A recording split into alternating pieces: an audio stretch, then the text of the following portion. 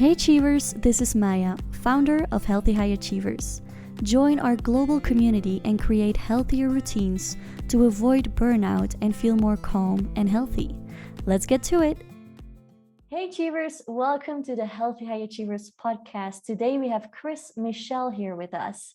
Chris wrote The Red Chair Experience, his book, which is a daily inspirational read, and it came out a month ago. So he's been on a health journey for the past 3 years, and he has learned the importance of healthier eating, conversations with friends and family. And he's also started his own business in the middle of the pandemic, just like me, Chris.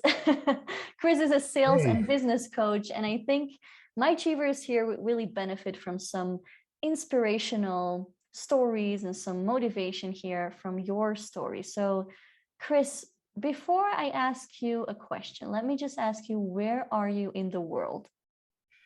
Well, I am in Atlanta, Georgia, or just outside of Atlanta, Georgia, in the United States. So kind of the southeastern part of the US. Nice. Georgia makes me think of that soul music. My favorite artists. Love it. Should go there once in my life. Yes. Okay. So, take me back to, you told me that this whole journey of yours started in 2019. So first tell me what the Red Share experience is and how that all started for you. Well, since I have one right here, I'll show you what Oh, it look at is. that. People who are on That's YouTube, you actually, can see the cover. That's his red chair there. yes, that is actually my red chair, and that sits in my ensuite. And it was my stepfather's, who he was my business mentor for a number of years, and he passed away in 2016. And so when he passed, my mom took the chair with her and moved it to where she lives now. And then I moved it to my brother, my younger brother, back in 2018. He lives up in Indiana. And because he had some health issues, he needed a chair like that. So it is a full leather recliner, red leather recliner, easy for me to say, right? And it's incredibly comfortable. So he had it, and that was in 2018. Well, then he passed away. We lost him to suicide in September of 19. And my sister-in-law, my niece and nephew asked me if I would take the chair because it was too much of a reminder of my brother for them. And I said, absolutely, I will take good care of it and I'll hold on to it. And I put it in my ensuite, and 6 months later, the pandemic hit, and I started to write the book. And that became the inspiration. It was my place to go to sit and read and to meditate and to write and to have conversations with the previous owners, and really kind of to foster that opportunity of emotional growth in my life that was really kind of snowballing at this point, really in the early 2020 timeframe. And so, like you said, I started my own business in 2020 in December, and finished after my dad died in February of 21. My grandson was born. I went in the hospital with the COVID pneumonia in 21, finished the book in 21, and then published it. And here it is, a year, 6 months later. And now it speaks to people like yourself and like your high achievers. And it really starts to address kind of the impact that we all have in the world, right? And the influence that we can have and the inspiration that we can find that's out there just through stories that we hear about, like my brother, right? And it doesn't end with he died. It kind of ends with, and this is what came of it. And these are the things that I get to share as a result. And I get to feel feelings, and I get to share feelings, and I get to share a story that people can relate to and understand.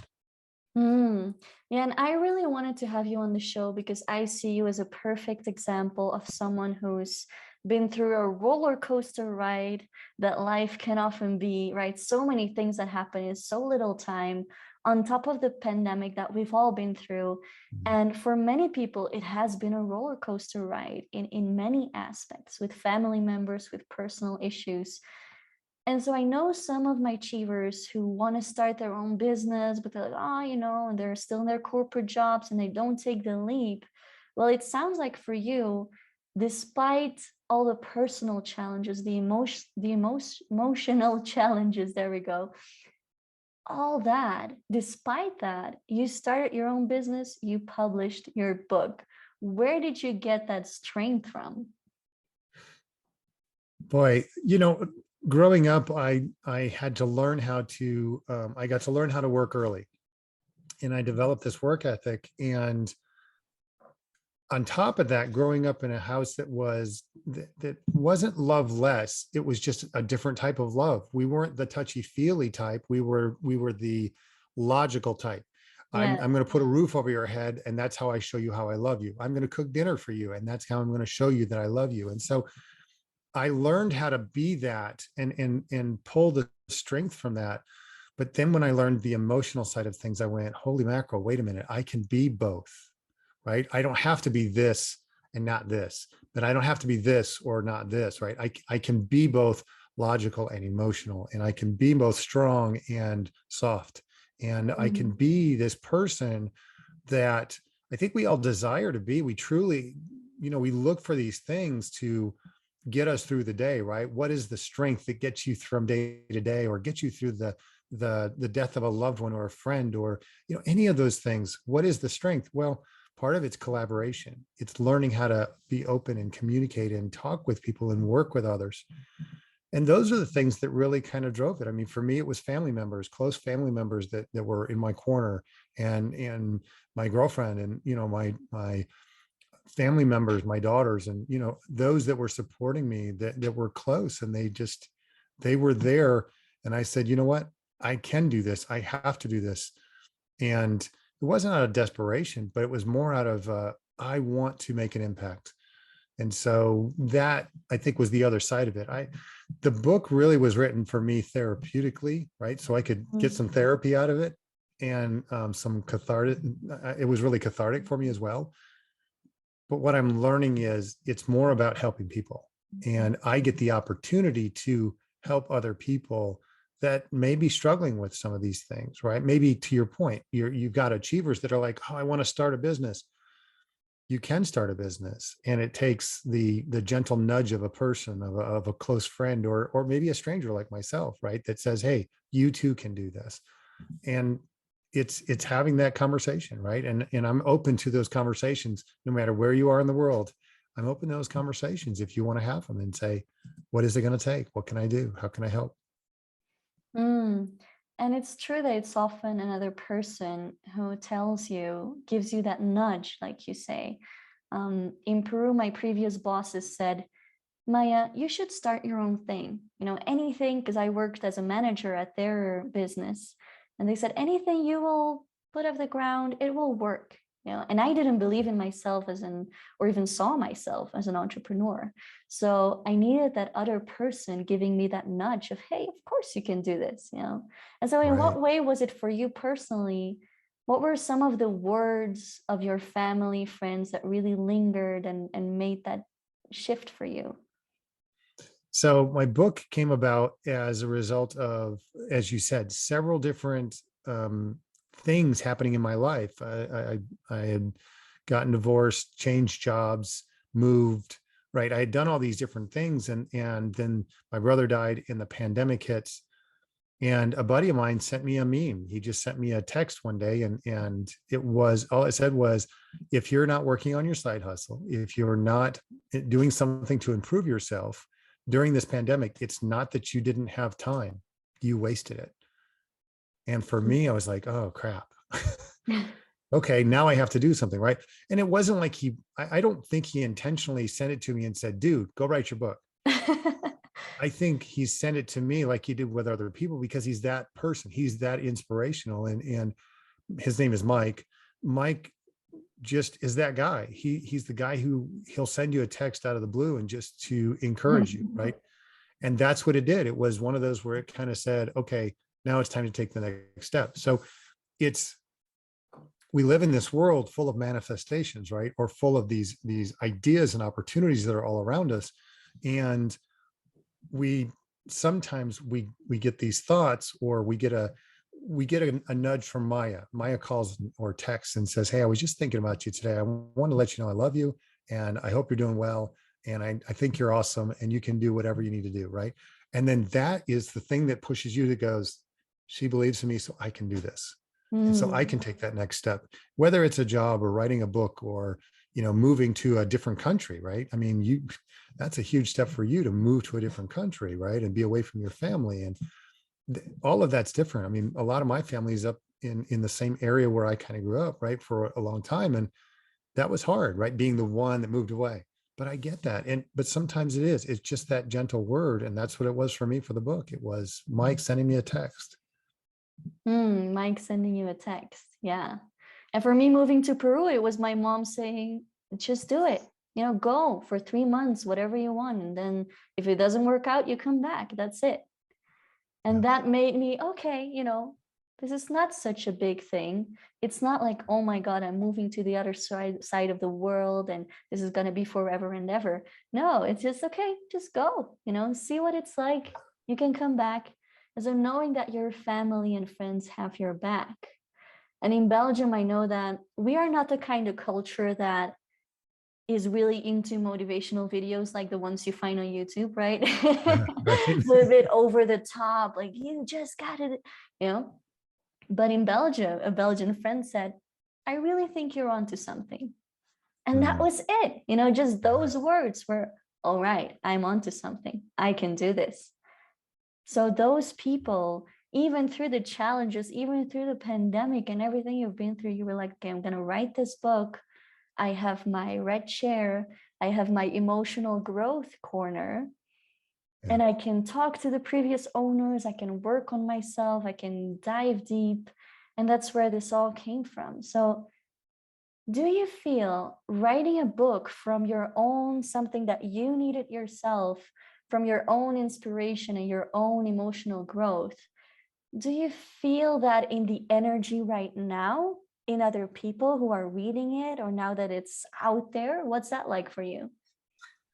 It's when it first came out, it was very surreal, right? It's one of those things where you go, wait a minute, I created this. I put this together, right? It's a project that you've been working on for months, and it's finally, today's the day, right? And you get to see it and you go, wow, I kind of put that together, right? And then you remember all the blood, sweat, and tears that you put into it. And so yes, it's when I first wrote the book, my thought was, hey, if 100 people pick this up, that's awesome. And if one person gets influenced by it, or if one person says, man, that really changed my life, I'd be super happy. And to your point, when I finished the book and I put it in somebody's hands who I trusted, and he looked at it, he read it, he's a publisher and a writer himself, his name's Dominic, he's my publisher. He said, I think you've got something here. It was the exact same words, right? It was, I really think you've got something here. And I went, oh, wow. Wait, this is not what I thought it would be, right? And so what's happened over the last 2 weeks, week and a half, 2 weeks, is I've seen this whole persona that is the book, right? This whole thing that's kind of taken on a life of its own. And I realized that the book that I wrote was written to me 10 years ago. It was 10 years ago me that the book was written for, because I wasn't emotionally ready. I was searching, but I couldn't quite figure it out. And so I was able to look at those things and start to see the progress and the growth, and writing down how it felt when I found out my brother died, right? How it felt when I learned how to grieve, how it felt when I learned about toxic relationships and the friendships that you think you have, and then, they change, or, the bosses that you had, or the friends that you think you have, and even the family relationships, right? There's things that happen and you go, wow, there's a whole lot of emotion that's built into all these things. And then the reviews and the comments that I've gotten, to your point, right? Those are the things that make me go, oh, wow, this is way beyond what I thought it could have been. And so my mind has even shifted in the last week and a half to 2 weeks in that my goal now for the book is to have this worldwide impact, and not from the, hey, I'm going to change the world, but that somebody in Peru, somebody in Belgium, somebody in Australia, somebody in South Africa picks up the book and they read it and they go, wow, I can do better. And they don't have to write me a note. It'd be great if they did, but they don't have to write me the note to say, hey, your book was an impact, but I'm getting those notes. I'm getting those text messages. I'm getting those messages via LinkedIn or Facebook or whatever, right? And they're like, hey, this really made sense to me. I'm buying this for my team. I'm buying copies for my team, right? Or I'm doing this with it, right? And this made an impact on me because of this. And so, yeah, it's taken on a whole new world that I didn't even think was possible. And now I'm embracing it and really trying to foster that, right? Because at the end of the day, I would love for people to pick it up and go, this helped me. This made a difference for me. And it has nothing to do with the money. It's really all about the where the book is going, to your point about high achievers and stuff and your community. That's the, if you will, the community, the people that I really want to have impact with is those who understand and can see the where their life is and where it's going, right? Yeah, absolutely. And just for some people, it's a meme that a friend texted. For other people, it's a book they pick up. Like, hey, who's Chris Michel, right? And they just get that inspiration of, all right, I want to do more. I can do more. What am I doing with my time? And ultimately, what am I doing with my life, right? Is that a question you asked yourself during the pandemic or when you decided to build your business? Absolutely. When my brother, when I was dealing with the grief of my brother and the situation there, that was a huge question for me was, wait, he was 2 years younger than me. And what am I doing? Right? What impact am I having on the world? And he was a radio personality in the community he lived in. And it was, he had a rather large following. I mean, everybody knew this guy, right? He knew my Mm. brother, Ron Stryker. They called him Ron Stryker. That was his radio personality. And they're like, yeah, who's this Ron Stryker? And they loved him and adored him. And they were all, the community really came together when he died. And that to me just gave me a vision of, wow, what am I doing? What is my life about? And am I making an impact? And yeah, I think that was part of the catalyst for me writing a book, was because I want to have that kind of impact on people. I want to be able to not influence, but really just to be able to for, like you said, somebody pick up the book and they go, oh wow, that helped me. That really made a difference in my life. And let me share this with somebody else. And so yeah, that happened when my brother died and shortly thereafter. And then not so much after writing the book. After writing the book, I was like, I'm glad I'm done with this. And so, and then it took on a whole new life, right? But starting my business, I had a conversation earlier with my mom today, and she's one of my biggest supporters in the business. And she reminded me today of a conversation that we had when I started my business a year and a half ago. She said, remember the person who asked the question, gosh, what if this doesn't work? Will people call me? Will people want to work with me? Right. And here I am a year and a half later, and I've got clients and I've got people reaching out to me and saying, hey, I'd like to work with you. I want to work with you. And in fact, I need you to help my team do this. And I need you to help, my team do that. And people buying my book and saying, hey, my team needs your book. Right. And I'm going, oh, cool. Yeah. Let me know what I can do to help. Yeah, and So, then you feel that surprise, sort of. I felt that when I started working as a singer here, and I said, "Will anyone want to hear me?" I was too yeah. perfectionistic about it. But then when bars kept asking and hotels like, "Hey, do you want to sing here on Friday?" I'm like, you know, they kept asking me back, and with every time they asked me, I would be like, "Oh, okay, all right." And you get that confirmation from the world, "Hey, this is something that's working. This is something that's flowing." Well, and then it builds your confidence, right? Now you're a more confident person, more confident singer, more confident in whatever you do, right? Because you're getting the affirmation, you're getting that confirmation that you really are that good, and that Mm. and what you do really does matter. And all of that comes into building up that strength, right? When you go to make that next big decision, wow, should I record an album, right? Should I put this out in the world, right? Should I do this? Should I create this video? Yeah, you should, Yeah. because you're impacting people, right? You're having that influence, and you may think it's little, but it's not. It's quite cool.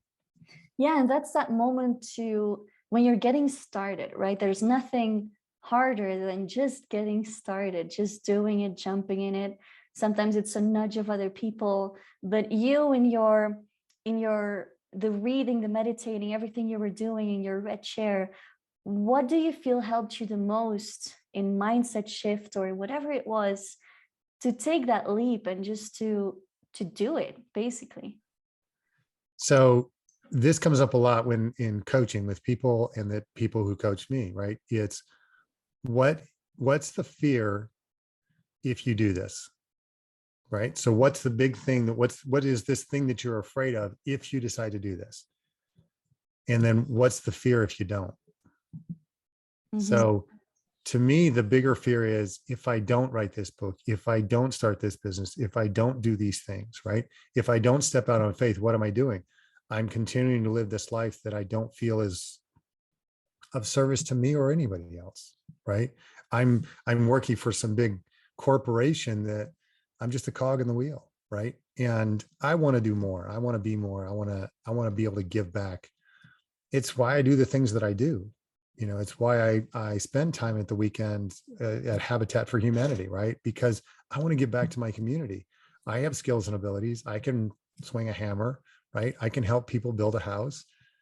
So why not utilize those talents for things like that? And so the business gives me the opportunity to help build with Habitat. My book gives me opportunity to help coach and mentor other people, right? And it helps me to do these things that really are the end result. That's really what I was hoping for, right? I mean, my health journey is my story. And I know you understand this, Maya, but when we all start in our health journey, it's figuring out what works for me. Now, does Mm. what works for me work for you? Maybe, but maybe not, right? And that's okay. That's totally fine. But are you more aware of your own mental or physical or spiritual journey? What is it that you need to do to better yourself and maybe put yourself in a position to help others? Yeah, and that reminds me of clients who just, I read these blog posts, 7 ways to do this or 12 tips to do that, and nothing's really working for me, or, I can't really seem to take action. No, because maybe that's not your way, right? Yeah. So yeah, what works for you really? And that's what you and I know, that as coaches, we know that we can help people figure out, okay, what is right for you as a person, as an individual. I'm not going to tell you what to do, because what works for me might not work for you. What worked for my 10 other clients might also not work for you, right? So just figuring that out. And that's really connecting to yourself, to your essence, to creating that friendship with yourself, basically.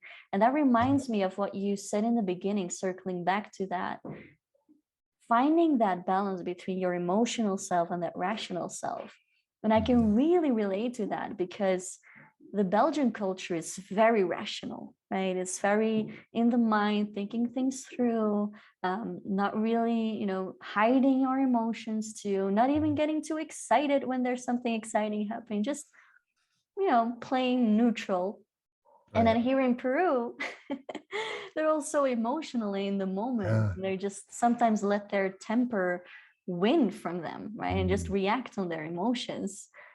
Yeah. And so for you, being that rational person and then having your emotional growth corner, what was that like for you to find a balance between the two? Well, there's a constant struggle, right? And you and I think talked about this earlier.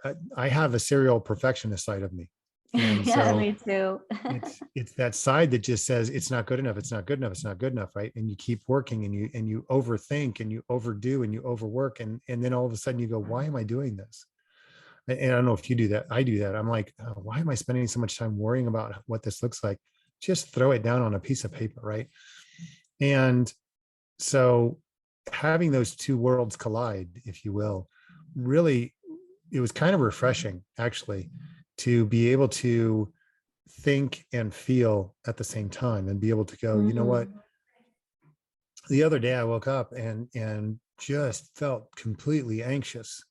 And I knew that I needed to get grounded and almost to the point where I was overwhelmed. I'm like, oh gosh, I just need right. And it's just, you get in your head and you start overthinking and you're just a mess. And I was just this mess. And I was like, you know what you need to do? Put your feet on the ground, read, meditate, pray, do what you need to do, right? Get yourself grounded. You'll be fine. And one of the things I remind myself, I do Bikram yoga, and that if anybody does it, they understand it's not an easy thing to do. But I was a former college athlete. I grew up playing sports and always, doing these things. And so I kind of gravitated towards this later in life. Well, I've been doing Bikram yoga now for, I don't know, 6 months or whatever. And every time I think about what I'm doing there in the class, I'm like, oh, I hate this. And then I have to remind myself, I was the one who chose to be here. You're going to be fine. Right.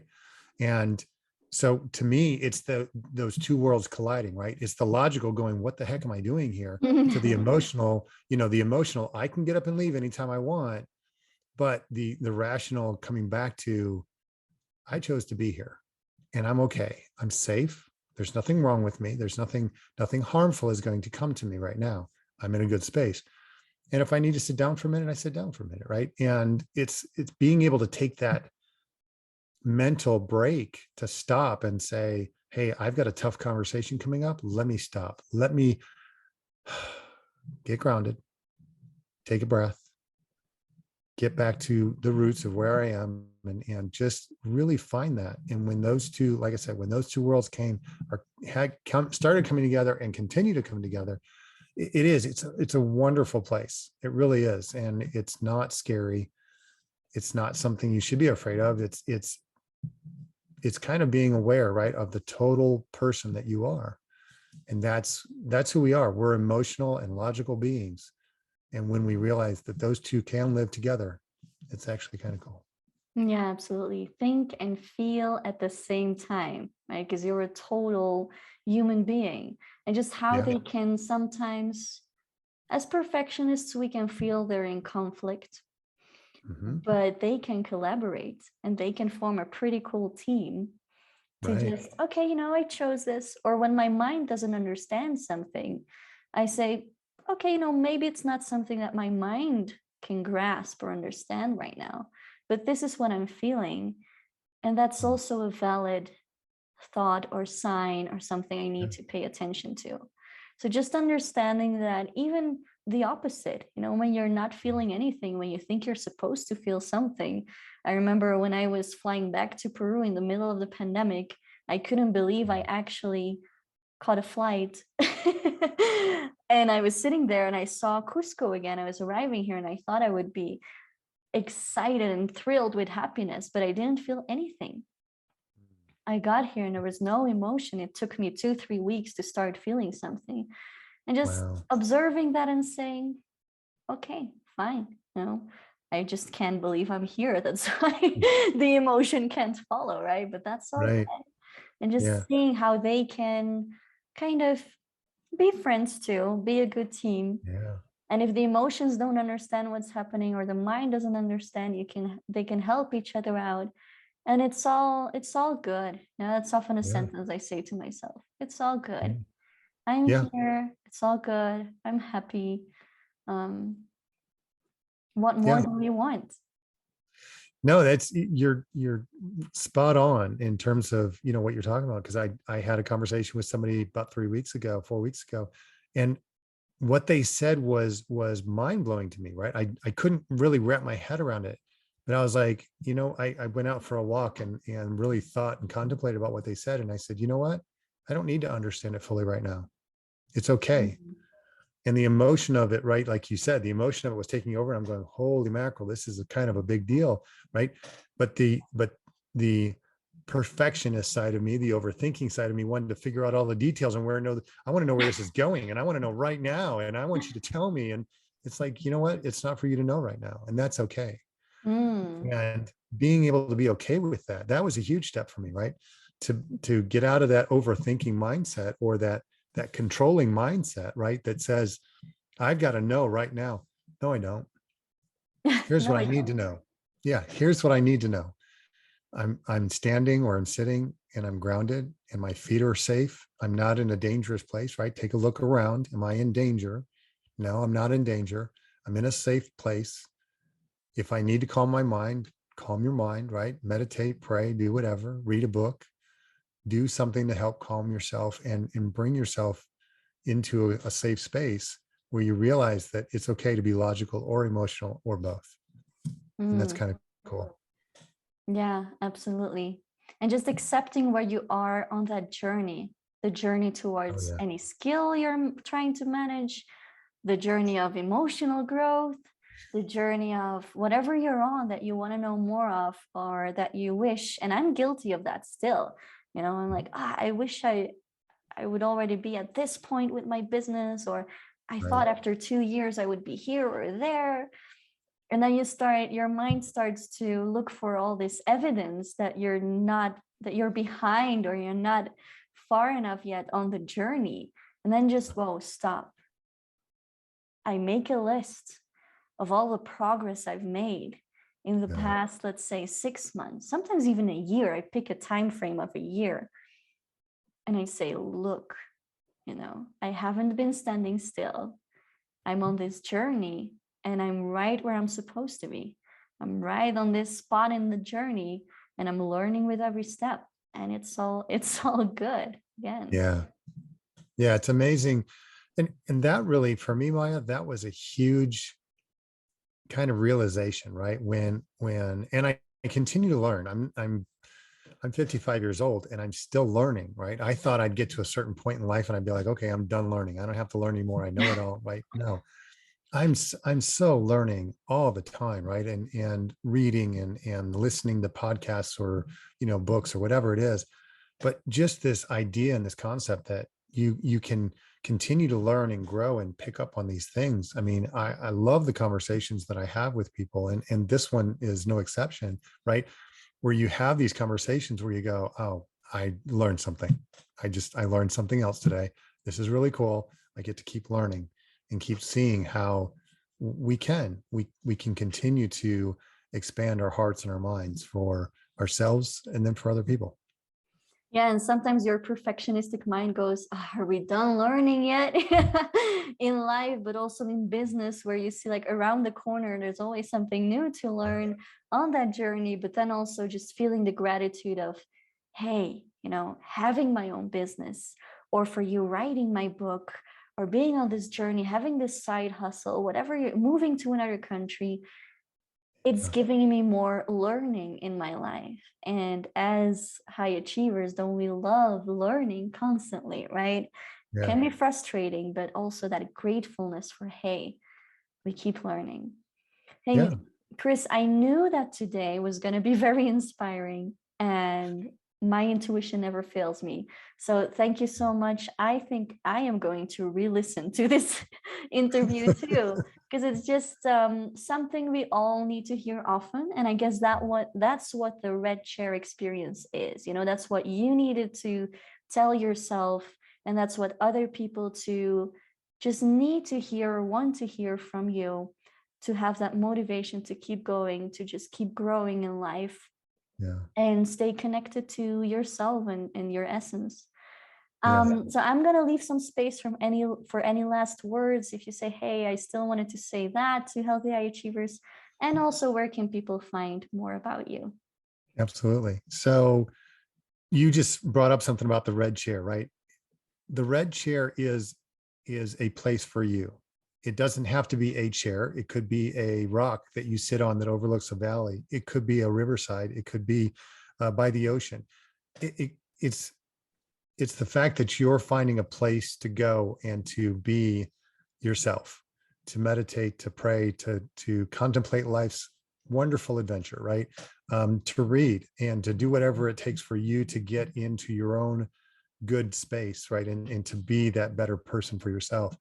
So that really, you're right. That's exactly what the red chair experience is all about. Where can people find me? They can find me at coachchrisconsulting.com. It's all, that's my website.